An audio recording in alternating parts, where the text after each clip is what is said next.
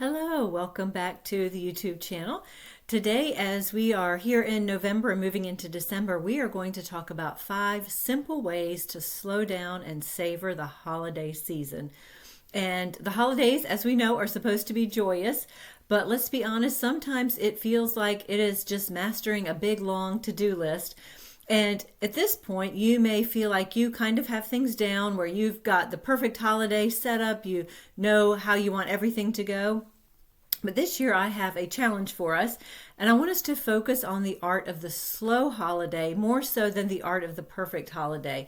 We want to kind of shift our minds from frantic planning to mindful enjoying. We don't want to get so wrapped up in the process that we don't take the time to slow down and actually enjoy the holidays.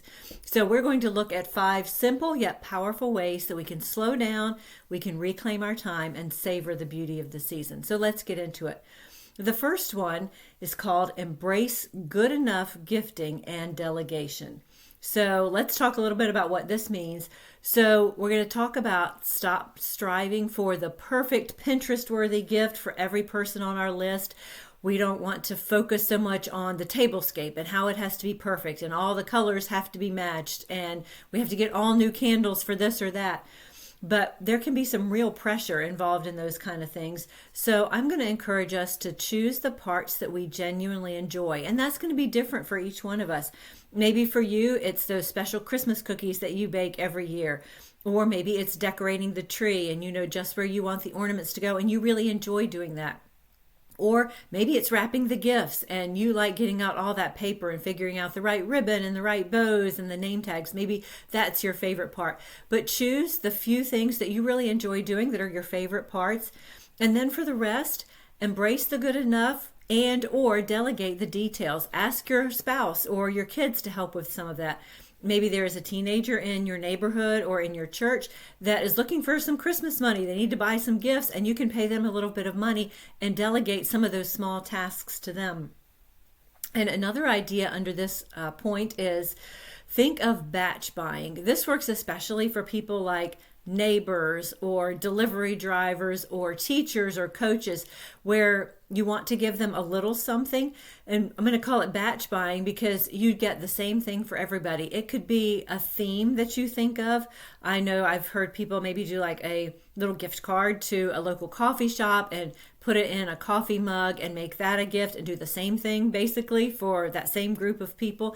And there are certainly other ideas, other themes you could come up with, but that makes it easy and you're not running into multiple stores, grabbing a bunch of things. And we certainly have enough mental load, enough decisions we have to make this time of year. So if you can just make one decision for all those people, that batch buying can really come in handy. And another area where I think you can use it is in stockings. Like if you're like us, we still do stockings even though our children are adults.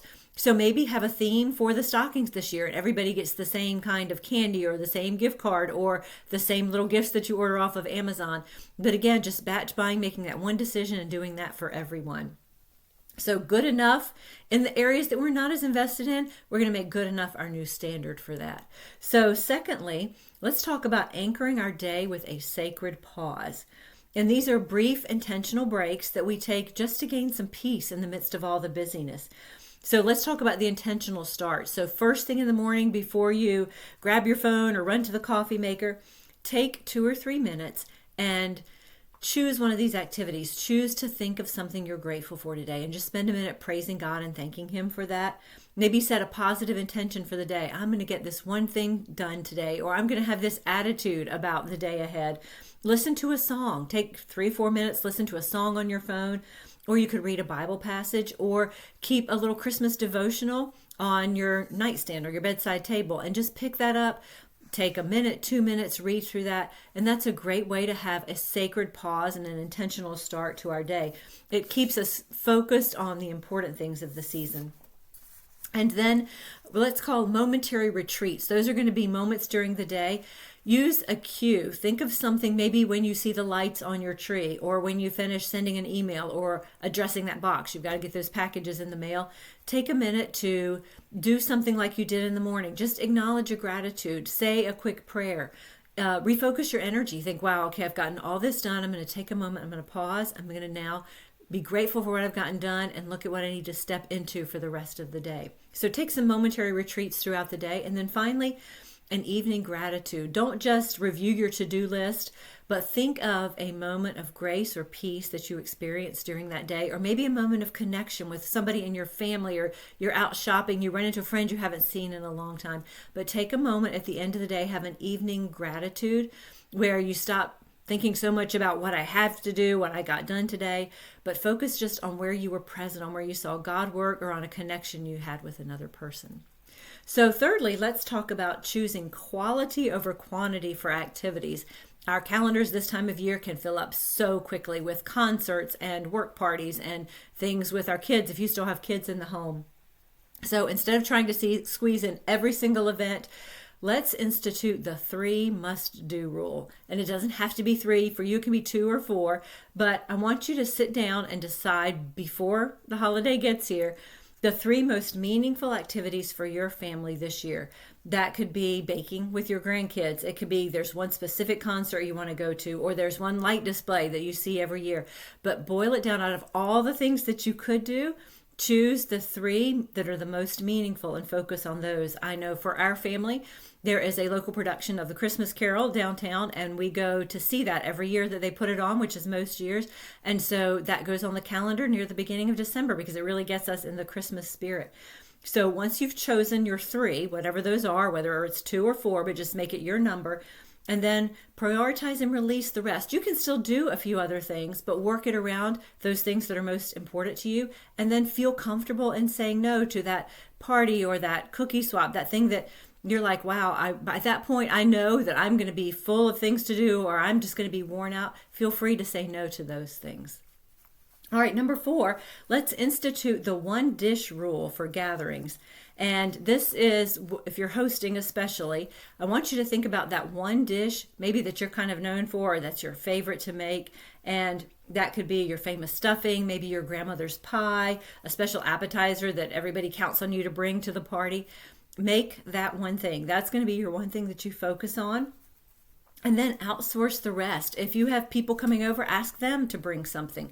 Or go to the grocery store, pick up the things that you really don't enjoy making or aren't that important to your menu, and just pick up and buy those things. Don't feel like you have to make every single thing. And you can go to a local bakery, get some special desserts. The quality still doesn't have to be bad, but just choose where you're going to focus your time and then fill in the other things.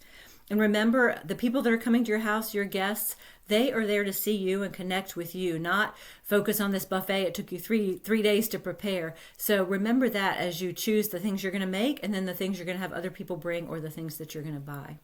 And then fifthly, let's create a personal holiday ritual. And this is a moment that's crafted just for you. And this is something, it could be very small. It could be you get up in the morning and you have your cup of coffee and you have your devotions sitting by the Christmas tree with the lights on. It could be that you listen to your favorite Christmas music while you're cooking dinner every night. It could be that there's a book you have, a Christmas themed book that you enjoy reading, whether that's fiction or nonfiction, and you set aside every day this season for 15 minutes, I'm just going to sit down and read. I'm going to put my feet up and take a break. And I know for me, one of these things is I enjoy putting on a Christmas movie while I wrap everybody's Christmas gifts. Our area is open where we have our dining area and our living area with the television and all that. So I will just put on a Christmas movie and get all my wrapping supplies, and I will just spend a couple of hours watching the movie and having that on in the background while I'm wrapping gifts. So that's one of the holiday rituals that I enjoy. And be consistent with it. Put it on your calendar so that you're doing that. Maybe it's every weekday, maybe it's every day, but as you can fit it in, have that little special ritual that really means a lot to you this season. This time, it just creates predictability when things can kind of be crazy in this holiday season. So let's look back at these. Number 1, we said embrace good enough gifting and then delegate. Number 2, anchor your day with a sacred pause. Number 3, choose quality over quantity, especially when it comes to activities. Number 4, institute the 1 dish rule for your gatherings. And then number 5 was create a personal holiday ritual.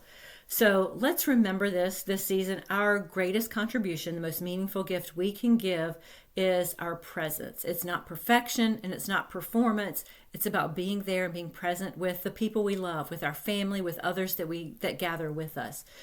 So, in the comments below, I would like you to tell me which of these 5 tips are you going to implement first, and which of them do you think is going to make the most difference in your holidays coming up. I would love to hear that if you leave a comment down below.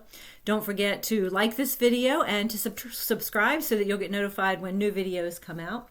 And I hope as you go into this season, of course, that we will keep our eyes on the most important thing, which is as we come into Thanksgiving, just being grateful to God for his many, many blessings in our lives, for our salvation, for all the things that he's done for us and for who he is. And then as we walk into the Christmas season, just remembering how special it was. What a gift, the greatest gift ever, that God sent his son Jesus down to live here on the earth, to be born as a baby, and then to die, to be buried, and then to be resurrected after 3 days, and to be in heaven so that we have an eternal home with him. So let's keep our focus on those important things this season. Let's slow down. Let's take time to enjoy it, not just let the days fly by, but be able to look back and say, those were some good memories that I made this Christmas season. Have a wonderful day. Thanks for stopping by. Goodbye.